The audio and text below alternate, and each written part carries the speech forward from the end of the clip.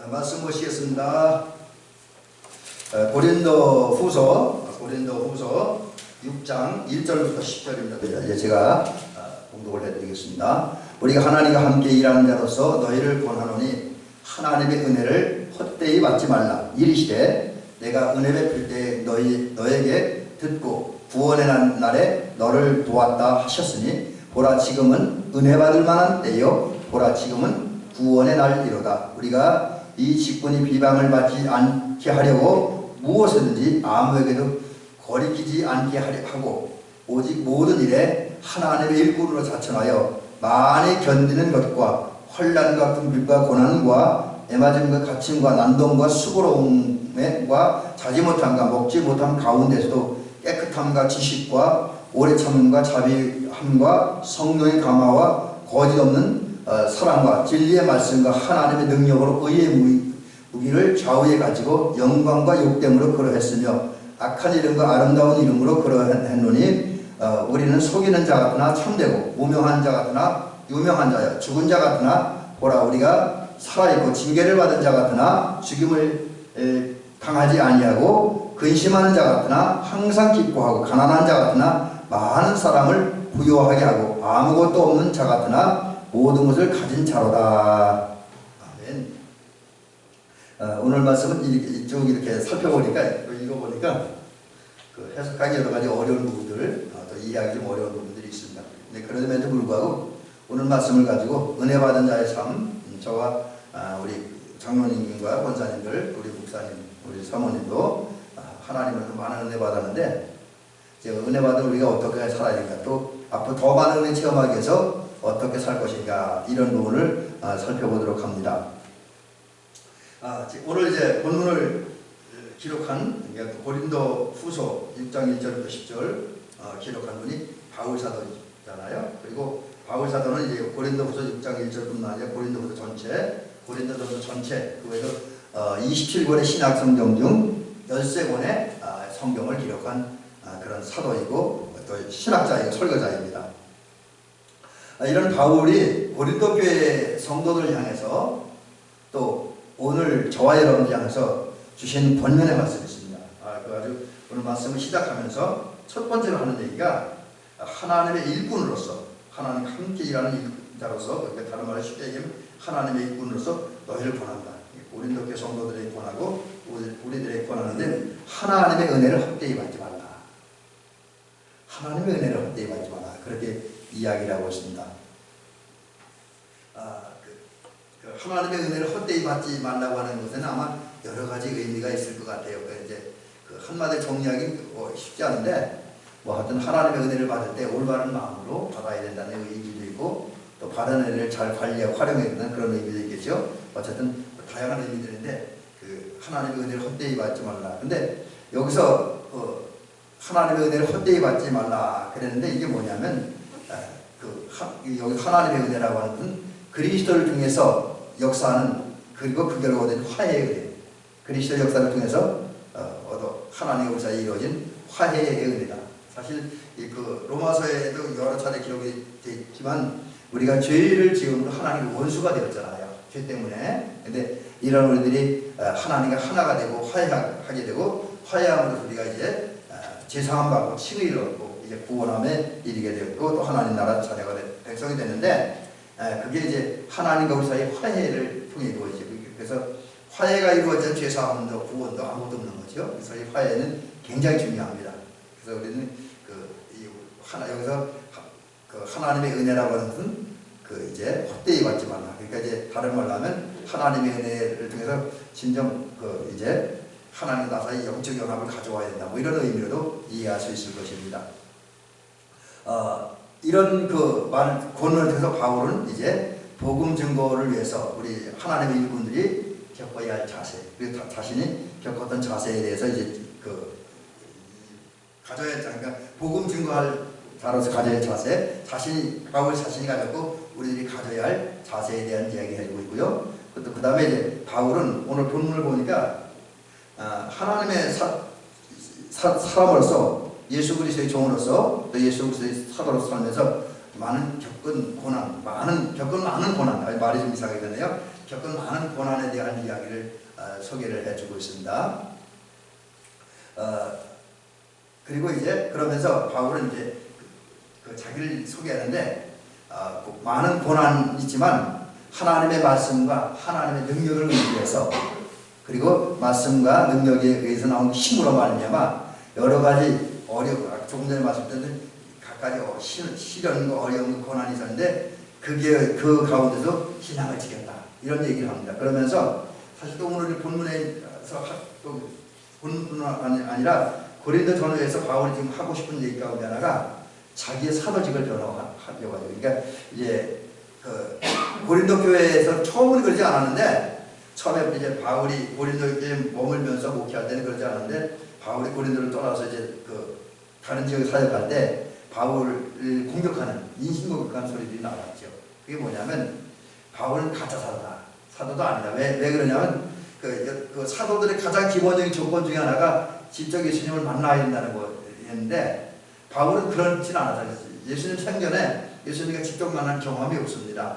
근데 이제 이분은 오히려 예수님 믿는 사람을 박해하던 사람이었는데 박해하러 다메섹 성으로 가다가 그 길에서 빛 가운데 찾아오신 예수님을 만나 변화됐잖아요. 그러니까 이거는 다른 사람이 바울에 대해서 부정적인 생각, 비판적인 생각을 가진 사람들이 입장에서 볼 때 바울이 이 다메섹으로 가는 길가에서 예수님 만났다고 하는 것, 빛 가운데 찾아오신 예수님을 만났다는 것은 어떤 그 다른 사람들에게 그건 바울의 개인적 경험이지 모든 사람들이 공통적으로 인정할 만한 어떤 확실한 어떤 객관성이나 증거, 또 객관적으로 인정할 만한 증거는 없다고 하는 거죠. 이제 그런 이유 때문에 고린도교 성도들 가운데 일부는 바울에 대해서 공격할 때 바울은 가짜 사도다, 사도가 아니다.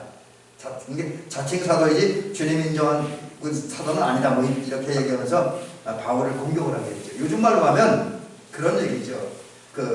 이제 어떤 목사님을 향해서 예를 들면 저를 향해서 누군가가 저를 싫어하고 당신이 무슨 목사야, 당신 목사도 아니야. 그러면서 공격할 수도 있겠죠. 그런 겁니다. 쉽게 얘기하면 바울이 이렇게 사도로서 공격을 받았는데 이에 대해서 나는 하나님에 의해서 예수님에 의해 선택받고 부름받고 세워진 사도다라는 것을 이제 입증하기 위해서 이제 이야기를 하죠. 그래서 이제 이런 얘기를 들으면서 우리가 바울의 얘기를 보면서 우리 성도들은 이제 어떻게 은혜 받은 은혜 받은 자답게 살아야 되는가, 또 은혜 받은 자 어떻게 살아야 되는가 이제 본문을 통해서 한번 살펴봅니다. 바울의 고백과 이야기를 들어서 말입니다. 첫째로 우리가 바울도 그렇고 우리도 그렇고 물론 주변 사람들 공격을 받지만 우리는 하나님의 은혜로 성도가 되었고 하나님의 자녀가 되었고 직분자가 되었습니다. 자, 이러한 우리들이 이제 우리를 물론 세우시고 은혜 주신 주님의 은혜에 합당한 삶을 살기 위해서 은혜 받는 사람을 살기 위해서 우리가 어떻게 살아야 돼? 첫 번째는 우리 직분에 합당해야 돼요. 직분에. 이게 여러분 저는 목사로서의 목사 직분에 합당하게 살고 우리 권사님들은 권사님으로서의 직분에 합당하게 살아야 된다. 그리고 우리 장로님은 장로님으로서 뭐 이렇게 직분에 합당하게 살아야 된다. 그렇게 얘기를 합니다. 그 내용을 좀 살펴보려고 합니다. 바울은 이제 사도가 됐습니다. 사도가 됐어요. 예수 그리스도에 의해서 그분의 절대적인 선택. 그러니까 이제 바울이 자원해서 내가 된 게 아니에요. 주님, 내가 주님을 일하는 사도가 되겠습니다. 해서 사도가 된 게 아니에요. 또 바울은 자기를 소개할 때 성경에도 많은 부분에 보면 예수 그리스도의 사도라고도 소개하지만 예수 그리스도의 종이라고 소개하잖아요. 근데 이거 자기가 원해서 자원해서 된 게 아니라 바울의 늘 한결같은 고백은 예수 그리스도의 선택, 예수 그리스도의 부름에 의해서 사도가 되었다. 이제 그런 얘기를 하죠.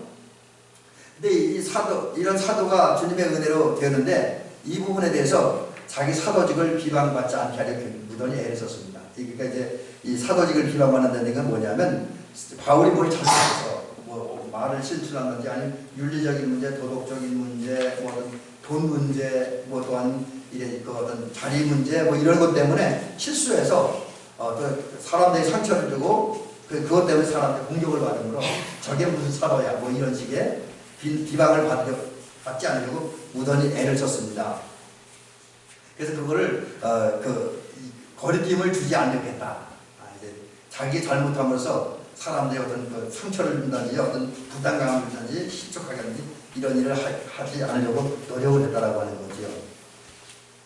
왜냐하면 사실 직분자들이 중요한 게 뭐냐면 우리의 잘못은 나 하나의 잘못을 끝나는 것이 나 때문에 다른 사람이 상처를 받고 교회가 어려움을 당합니다. 그렇죠? 우리 예를 들어서 뭐 제가 어디 가서 이제 실수를 한다니 구체적으로 해서 뭐 제가 운전을 하다가 뭐 이렇게 교통신호를 위반한다 그러면 제가 목사인 것을 아는 사람들은 제가 교통신호를 위반했을 때 목사도 교통신호 위반해 뭐 그렇게 욕을 하겠죠. 그래서 실례를 듣는 또 뭐 목사님이 어쩌다 욕을 좀 성질이 나서 욕을 했다 신경질을 냈다 그러면 또 어떤 분들은 그렇게 목사가 신경질을 내 욕을 해 뭐 그러면서 이제 비판을 할 수도 있겠죠. 이제 그런 것들 때문에 바울은 자기 어떤 말의 실수, 어떤 언어의 어떤 삶의 실수 때문에 다른 사람의 거리낌을 주고 그 거리낌을 줌으로써 다른 뭐 초신자들은 다른 교 성도들 실망하거나 넘어지거나 실족하지 않게 하기 위해서 최선을 다했다는 거죠. 우리가 사실 이런 부분은 우리 교회 직분자들 임원들은 좀 본받아야 거예요. 왜냐하면 나 하나 실수 조금 전에 봤는데 나 하나로 끝나는 것이 아니라 나 때문에 우선 주님 또 한 번 십자가에 못 박히게 되고 나 때문에 교회가 어려움을 당하는 경우가 있을 수 있다는 거예요. 그래서 내가 실수하지 않도록 그래서 나 때문에 다른 사람이 실족하거나 넘어지거나 이런 일이 일어나지 않도록 해야 됩니다. 물론 그렇다고 해서 바울이 늘 주변 사람의 칭찬을 들었던 것만은 아닌데 바울도 비방을 많이 받았어요. 아까 얘기한 것처럼 가짜 사도다 뭐 이런 얘기를 들었고 또 실제로 바울이 전하는 복음 요즘 이거를 쉽게 얘기하면 바울의 설교를 들은 사람들이 바울에 대해서 많이 반대를 하고 도전하기도 하고 비판하기도 했습니다. 왜냐하면 바울의 설교는 사실 그 당시 유대주의자들 유대교에 속한 사람들 구약율법에 익숙한 이스라엘 사람들이 받아들이기에는 너무나 어려운 거겠죠. 그들은 예를 들어 할례를 행하지 않는다 큰일나는 걸 알고 있었습니다. 이스라엘 사람들은 뭐 그 외에 안식일법을 어긴다 뭐 큰일나는 걸 알고 있었어요. 또 음식도 구약에는 우리 그 레위 같은 데 보면 정한 음식이고 부정한 음식이잖아요. 그런데 정한 음식을 먹어도 되지만 부정한 음식 먹는 큰일 나는 줄 알고 있었잖아요. 근데 바울은 이런 것에 좀 비교적 자유했죠. 그러다 보니까 이제 바울의 어떤 신앙과 영성, 신앙 체험을 잘 모른다거나 복음을 제대로 이해하지 못하는 이들, 또 바울에 대해서 어떤 악한 감정을 가졌던 이들은 바울에 대해서 많은 비방을 했어요. 그래서 바울도 많은 비방을 받았습니다. 근데 이 비방받는 것은 우리가 아무리 잘해도 사실은 주의 일하는 사람은 비방을 받는 것이 어쩌면 당연한지도 모르겠어요. 왜냐하면 우리가 사실 우리나라에도 훌륭한 일을 하는 분들이 많이 비방받잖아요. 그분의 훌륭한 마음과 훌륭한 성품과 훌륭한 일을 하려고 하는 그 일의 내용을 모를 때 오해할 때 많이 비방하지요. 예를 들면 우리 한국 교회에도 한때는 우리 감리교회는 아니지만 순복음교회 조영기 목사님 한때는 이단이라고 했잖아요. 이단. 심지어 지금도 우리 전라도 가면 감리교 이단이라는 데도 있어요. 그러니까 이제 감리교라든지 어떤 조영기 목사님 신학이나 이런 걸 모르면 이제 비방을 하죠. 또 우리가 속한 위순례 목사님도 그분이 설교할 때 이제 제가 이제 표준 설교 40과 그분 쭉 공부했는데 그 앞부분에 보면 어느 곳 설교를 했든 어떤 설교를 했든 칭찬드리기 거의 없어요. 다 비난의 화살에 돌아왔습니다. 그러니까 뭐 그분의 어떤 신학이나 영성이나 또 그분이 전하고자 하는 복음의 본질을 모르니까 이렇게 잘 이제 비방을 하고 또 그런 새로운 가르침 또 어떤 정말 어떤 복음의 충실한 가르침 때문에 자기들의 위치, 자기들의 꿈이 위협을 받는 사람들은 도전하고 공격을 하겠죠. 그러니까 이제 그것 때문에 많은 믿음의 선각자들이 비방을 당했습니다. 바울 역시 그런 측면에서 다른 사람과 전혀 다른 얘기를 했고 또 바울은 예수님의 능력을 받아서 다른 유대 종교 지도자들이나 또는 이방 나라 원래 바울이 이방 나라에 복음을 전했으니까 이방 나라에 가서 복음을 전할 때 이방의 지역에는 정치인이나 종교인이 하지 못했던 엄청난 능력을 행했잖아요. 이것 때문에 바울은 비방을 많이 받았습니다. 근데 이것은 바울이 뭐 인격적으로나 도덕적으로나 어떤 윤리적인 문제, 경제적인 문제, 어떤 법적인 문제가 있었거나 어떤 그런 것이 아니라 다른 말로 쉽게 얘기하면 바울이 어떤 결정적인 잘못이 있었다기보다는 복음을 알지 못했기 때문에 이제 그게 제가 그래서 정확하게 복음에 대한 사람들의 무지, 사람들이 복음을 알지 못했기 때문에 자기들이 알지 못하는 복음을 전하는 그 바울의 이야기를 받아들이지 못하고 비방을 했죠. 또 하나는 사람들이 바울을 많이 오해했어요. 자기들이 다른 얘기를 하다 보니까 오해를 했어요. 이런 것 때문에 이제 바울이 비방을 당했습니다. 자, 그래서 그 어려움은 당했죠. 그럼에도 불구하고 바울은 그런 상황에서 그래 너희들은 비방해. 나는 내 갈 길 간다. 뭐 이런 식보다는 그래도 그 최선을 다해서 그 이방인들에게 약점 잡히지 않게 해서 모든 전 이제 사도직에 대한 비판을 받지 않기 위해서 노력한 주의 일꾼이었다라는 사실이죠. 이런 그 우리 바울의 모습을 통해서 우리가 한번 생각을 해볼 수 있는 게 바울이 하나님의 일꾼이었고 하나님의 종이었던 것처럼 오늘 저도 그렇고 우리 장로님도 그렇고 우리 권사님도 그렇고 우리 목사님도 이제 물론 현지 목회는 하시지 않지만 우리 다 주의 일꾼들이잖아요. 어떤 형태의 주님의 일하는 주의 일꾼들입니다. 그리고 주님이 시키는 일이면 무엇인지 그대로 이의 제기하지 않고 조건도 알지 않고 해야 하는 주의 종들입니다. 이런 우리들은 이제 주의 일을 해야 되는데 그 일할 때 어떤 마음을 가지고 있냐. 가장 우리가 일하는 가운데 버려야 될 게 형식적으로 일하지 말아야 된다. 뭐 형식적으로 일하지 말아야 된다. 그냥 겉으로 일하는 건데 속 마음 없이 일하는 거. 그래서 요즘에 젊은이들은 그런 얘기를 하더라고요. 영혼 없이 말하고 영혼 없이 행동한다. 뭐 그런 얘기를 하더라고요. 젊은이들은. 이게 뭐냐면 그 겉으로는 어떤 뭐 일을 하고 몸으로는 겉모습은 뭔가 하는데 그 겉으로 그냥 흉내만 내지 그 속마음은 그 일하는 거기에 일하는 마음과는 좀 일하는 모습이 달랐다는 거죠. 그래서 그냥 형식적으로만 일하는 겉으로만 일하는 그런 일꾼은 되지 말아야 한다. 우리 그래서 영혼 없는 사람들 되지 말아야 한다는 거죠. 또 여러분 저와 여러분들은 이제 주일을 할 때 또 신앙생활 종교적인 신앙생활 그냥 종교인으로서 교회 와서 예전에 참석하고 그 예배 참석하고 그 정도로 가서는 안 된다. 우리가 적어도 주님의 일꾼으로서 정말 주님을 위해서 일할 때는 정말 주님의 은혜와 사랑에 감사해서 주님의 뜻을 이루고자 하는 간절한 마음, 진지한 마음을 가지고 이제 교회에 주어진 사명을 감당해야 되고요. 또 신앙생활도 그렇게 해야 된다는 거예요. 형식적으로 종교적인 틀 속에서 신앙생활하는 것이 아니라 성령이고 생명력이는 그런 신앙생활을 해야 된다. 그래서 우리는 이런 형식적으로 일하지 말고 종교적으로 일하지 말고 정말 진지하게 감사하는 마음으로 헌신적으로 일함으로써 직분자답게 우리 권사님답게 또 집사님답게 촉장님답게 목사는 목사답게 살아가야 된다. 그래서 직분에 합당하게 살아야 그 직분에 합당하게 생각하고 말하고 행동하는 것이 필요하다라는 것이죠. 그런 면에서 본다면 우리는 정말 꺼리끼지 않고 다른 사람들이 비방받지 않기 위해서 정말 모든 걸 바쳐 일했던 헌신했던 그런 사도 바울을 본받을 필요가 있다라는 것이죠. 이것이 이제 은혜 받은 자의 첫 번째 삶의 모습이고 두 번째는 우리가 주의를 하다 보면 바울처럼 많은 고난을 당하게 되는데 그 고난을 어떻게 받아들이고 어떻게 되셔야 됩니까? 두 번째 얘기는 고난을 기쁨으로 생각하면서 예수님 말씀에는 고난 당할 때 기쁘고 감사하면서 다가오는 고난, 만나는 고난을 내고 이겨야 된다라는 것이죠. 바울은 오늘 본문에 보면 자기는 하나님에 있고 자천한다 그랬습니다. 이 자천한다는 말은 요즘 젊은이들 다 쓰지 않는 말 같아요. 그래서 이렇게 보니까 좀 막연하더라고요. 근데 다른 성경에서 뭐라고 되냐면 이게 한글 뜻은 맞는지 모르겠는데 다른 성경이 번역할 때 하나님의 일꾼답게 행동했다. 하나님의 일꾼을 자천했다는 말을 다른 성경 공동번역 성경하고 제가 한두 가지 보니까 거기는 하나님의 일꾼답게 행동했다. 그렇게 이야기를 하고 있어요.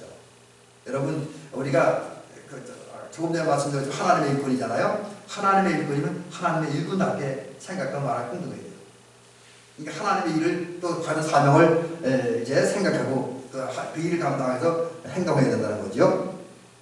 그 결과 이제 하나님의 일꾼답게 행동하면서 하나님으로부터 사람들로부터 자기는 주님에 의해 세워진 사도라는 사실을 인정받으려 했습니다. 그래서 사도직의 정당성이라는데 이거는 자기는 가짜 사도가 아니라 하나님에 의해서 세워진 진정한 사도다라는 사실을 인정받으려고 했다라고 하는 거죠.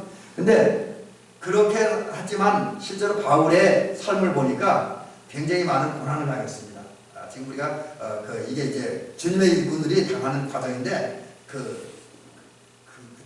제 과정 속에 지금 고난을 기쁨으로 견뎌야 된다 그러는데 왜 그래야 되냐면 사실 이 고난은 예수님도 겪었고 사도 바울도 많이 겪었습니다. 그래서 성경에 보면 오늘 본문에도 있잖아요. 사도 바울은 수혜하다가 신앙을 하다 많이 체포되고 많이 매맞았고 옥에도 갇혔습니다. 뭐 빌립보 감옥이라든지 여러 군데 갇혔잖아요. 그 다음에 이제 어떤 때는 활동하다 보니까 또 감옥에 있다 보니까 잠도 제대로 잘 수 없는 그런 상황 가운데 있고 굶주리기도 많이 했습니다. 그 외에도 이렇게 바울의 생애를 보면 육체적으로 정신적으로 바울은 엄청난 고통을 당했습니다. 근데 여러분 그 사람은 사실은 고난 당할 때 얼마나 견디길 수 있는데 그 고난이 계속되어지면 많은 분들이 쓰러져요. 실제로 우리 역사를 보니까 대한민국 역사를 보니까 그중에 이제 우리 감리교 선배들 가운데는 문제가 됐던 분들이 뭐냐면 우리 1919년 3월 1일에 김희동급 3.1 독립운동이 일어났잖아요. 그때 독립운동을 시작했던 분들도 그리고 그 독립운동을 활발하게 전개하는 분들 가운데 교회 성도들이 많았잖아요. 그리고 특별히 김희동님 선언문 34면이 서명을 했는데 그 중에 기독교인이 16명이고 그것도 기독교인 16명 가운데 반인 8명이 감리교 성도들입니다. 근데 처음에는 그렇게 다 좋은 출발을 많이 했는데 물론 뭐 기독교인만 그런 것이 아니라 육당 최남선 선생님도 그랬던 얘기 제가 들었는데 처음에는 이렇게 독립운동을 위해서 독립선언도 만들고 작성하고 같이 서명했던 그 사람들 가운데 얼마는 나중에는 친일파가 되다는 거죠. 일제에 협력한 사람들이 되다는 거예요. 왜 그랬냐? 처음에는 안 그랬는데 계속해서 고난당하고 어려움 당하니까 거기에 결국 불복하는 거예요. 신앙인들도 이런 경우가 많잖아요. 처음에는 고난당하면 잘 견디고 이겨내는데 그게 어느 정도 길게 지속되면 결국은 자기 한계 상황을 벗어날 때 결국 고난에 불복하고 마는 경우가 많이 있다라고 하는 거죠. 그런데 바울은 그런 고난이 죽는 그날까지 마지막 순교하는 그 순간까지 계속되는데 그는 조금도 변함없이 끊임없이 자기를 사도로 예수의 종으로 불러신 자기를 하나님의 자녀로 세우신 그런 주님의 은혜를 감사하고 주님을 믿고 주님을 따르고 주의를 변함없이 주님의 일을 했다라고 하는 거죠. 그래서 여러분 우리가 사도행전을 보면 실제로 바울은 많은 핍박을 당하면서 3차에 걸쳐 전도여행을 하고 3차 전도여행을 마친 다음에 로마로 가는 과정에서 엄청나게 고난을 당했지만 그러나 주님을 향한 믿음과 또 선교에 대한 열정을 가지고 로마까지 가고 또 죽기 전에도 로마에서 선교를 하다가 결국 이제 우리가 흔히 지금 잘 알려지기는 내려가겠다라고 하는데 어떤 목이 베어서 순교당하잖아요. 끝까지 이제 주님을 따랐습니다. 고난이 많이 있었음에도. 근데 여기서 중요한 게 바울은 고난당할 때에 그 고난을 아픔과 고통으로 여기고 힘들어하지 않았다라는 거지. 물론 육체적으로 힘들었겠죠. 그러나 바울은 적어도 고난을 기쁨으로 받아들였습니다. 그래서 그 대표적인 예가 어디 나오냐면 사도행전 16장에 보면 바울이 빌립보에 가서 전도하다가 그리고 전도하던 중에 어떤 점하는 여인 속에 들어 귀신을 쫓아내잖아요. 그것 때문에 감옥에 갇혔는데 감옥에 갇혀서 매맞고 이제 족쇄에 다 묶인 가운데 죽음을 기다리는 상황이었는데 그런 상황들이 깊은 밤이 되자 신라와 함께 기도하고 찬미했다. 하나님을 전하겠다. 그러니까 이것은 바울이 고난을 겪었지만 이제 기쁨으로 고난을 받아들이고 감사함을 받아들였다는 거죠. 자, 그러면 어떻게 그것이 가능했냐? 사실은 바울이 이 사실을 몰랐다고 한다면 바울도 고난이 계속해서 쓰러졌을 거예요. 하지만 바울은 다른 성도들보다 더 이 사실을 확실히 느끼고 알았어요. 그게 뭐냐면 여기 자막에 있는 대로 하나님은 환난당하는 자를 함께 하시고 환난당하는 자를 위로하신다. 그러니까 자기가 예수님을 위해 살다가 예수님을 위해 일하다가 핍박당하면 그런 핍박당하는 자기를 하나님께서 위로하신다. 이 사실을 알았습니다. 그 다음에 두 번째는 뭐냐면 그리스도를 위해 당하는 고난은 물론 육신적으로나 정신적으로 좀 괴로울 수 있지만 그 자체가 능력이라는 거죠. 그리스도를 위해 당하는 고난 왜? 하나님이 도우시고 하나님 함께 그 고난을 잘 지혜롭게 대처하고 이길 수 있으니까 그게 그 자체가 능력이라는 거예요. 그리고 실제로 이 고난을 잘 극복한 사람은 하늘나라에 가서 승리의 멸류관을 받잖아요. 이 사실 때문에 바울은 소망 가운데 기쁨으로 고난을 견딜 수 있다. 내가 지금 고난당한 이것 자체도 능력이다. 이것 자체도 소망이다. 이것 자체도 상급이다. 이런 확신 때문에 바울은 이제 고난을 기쁨으로 맞이할 수 있었다고 하는 거죠. 그런데 그러면 어떻게 바울이 이제 주님을 위해 당하는 환난이 주님을 위해 환난 당하는데 주님이 위로해 준다는 사실을 알고 그리스도를 위해 당하는 고난은 능력이 된다는 사실을 어떻게 알 수 있었을까? 그냥 바울이 머리가 좋아서 한 건 아니겠죠. 어떤 학문 연구를 통해서 안 건 아니겠죠. 여러분 어떤 책에 이걸 알려주겠어요? 세상에 어떤 철학책이 어떤 종교서적 이거 누가 알려주겠습니까? 또 사실 그렇잖아요. 오늘 현대교인들에게 목사님들이나 어떤 학자들이나 신앙 체험한 사람들이 자신들이 받은 은혜를 아무리 이야기해도 그걸 받아들이지 못하고 그래서 모르는 사람도 꽤 많아요. 교회 다니지만 설교를 듣는다고 이게 알아지는 게 아닙니다.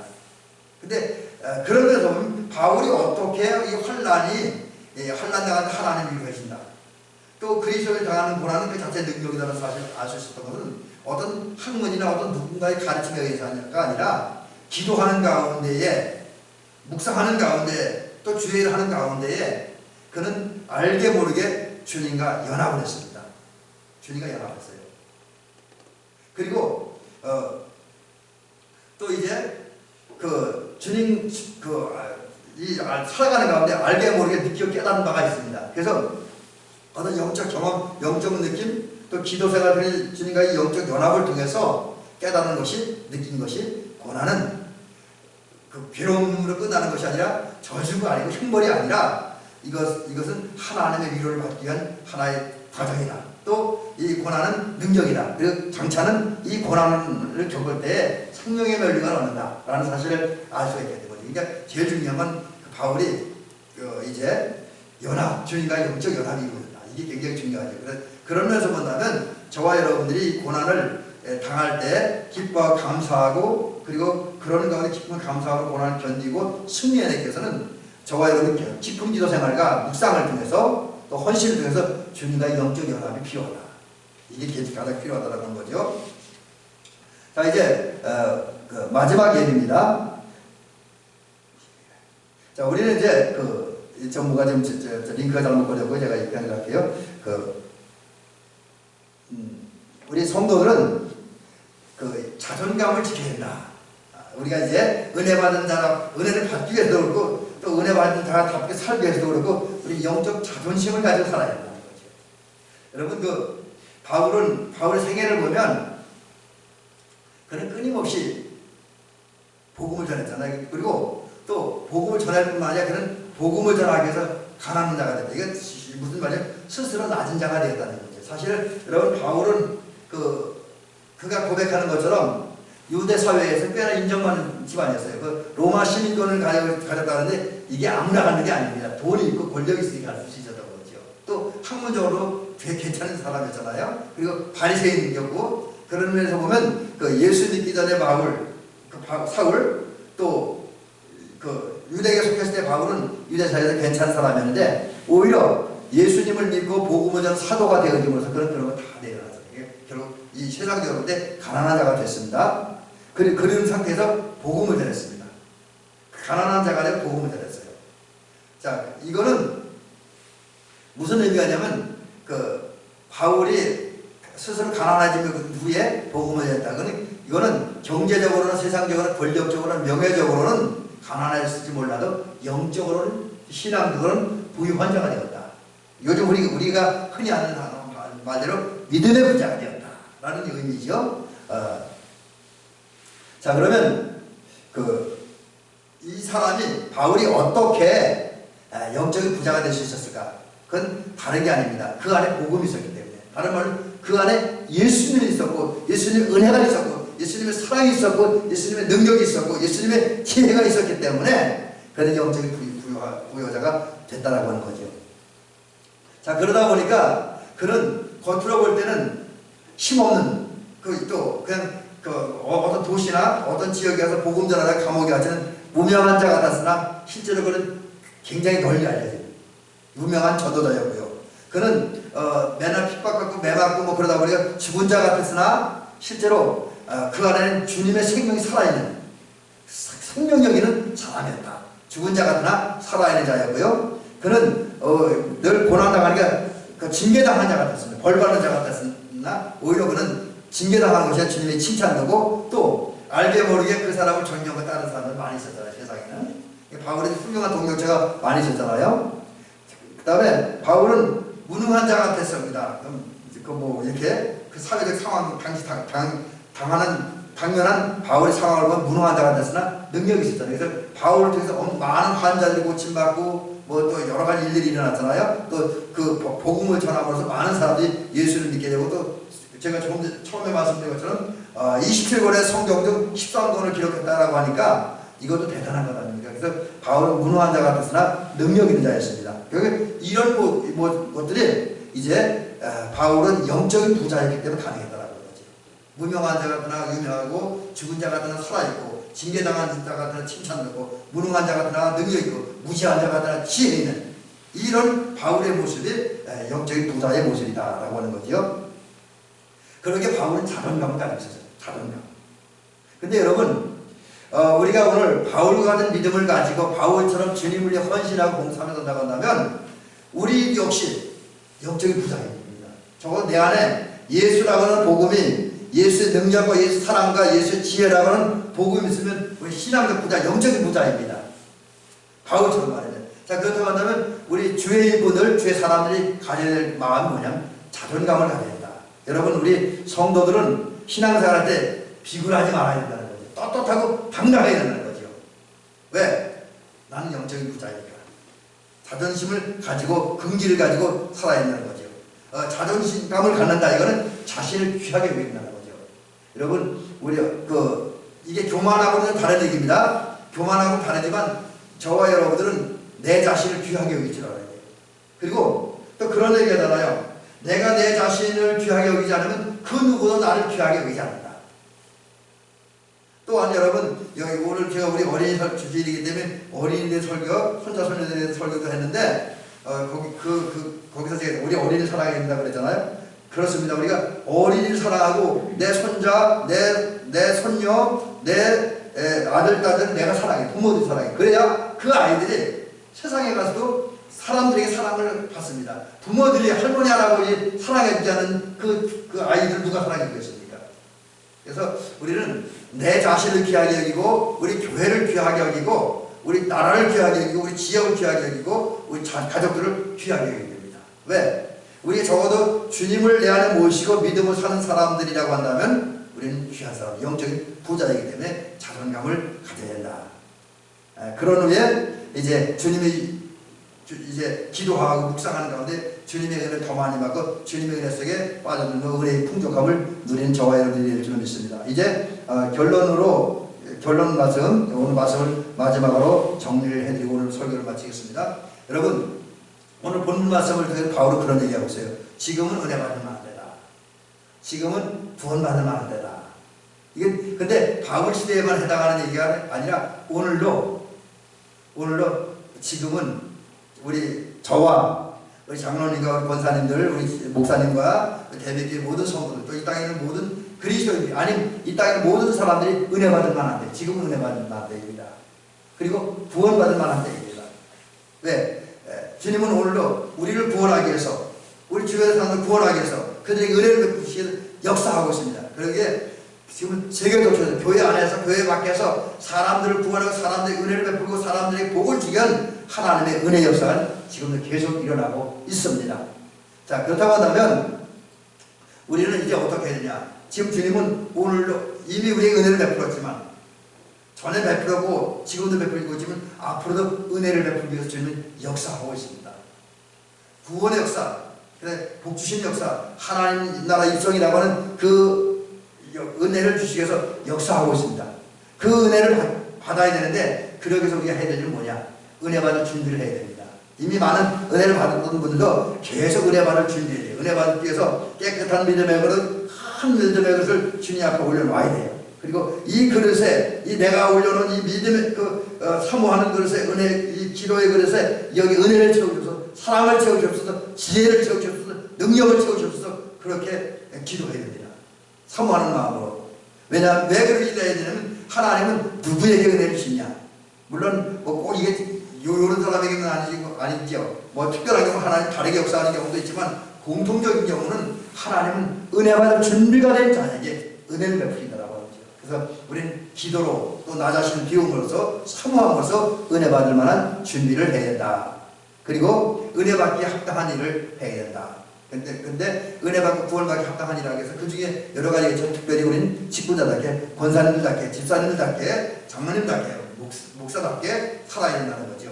그리고 그런 가운데 고난 당하는데 그 직분자답게 살 때, 또 성도답게 살 때 고난 당하면 그 고난을 믿음과 인내와 소망을 가지고 이겨내는 저와 여러분들이 되길 줄 믿습니다. 또 우리는 조금 전에 제가 말씀드렸던 은혜 받았기에 영적으로 풍요로운 자라고 하는 마음을 가지고 이제 영적 자존감을 가지고 우리 스스로를 귀하게 여겨야 됩니다. 그리고 이제 기도하고 헌신하고 순종하면서 은혜 받기 합당한 삶을 살고 또 그 결과 이미 많은 은혜 받았지만 앞으로 계속 주어지는 은혜를 받음으로 이제 은혜 받고 은혜로운 삶을 살아가는 저와 여러분들 되시기를 주의 이름으로 축원합니다.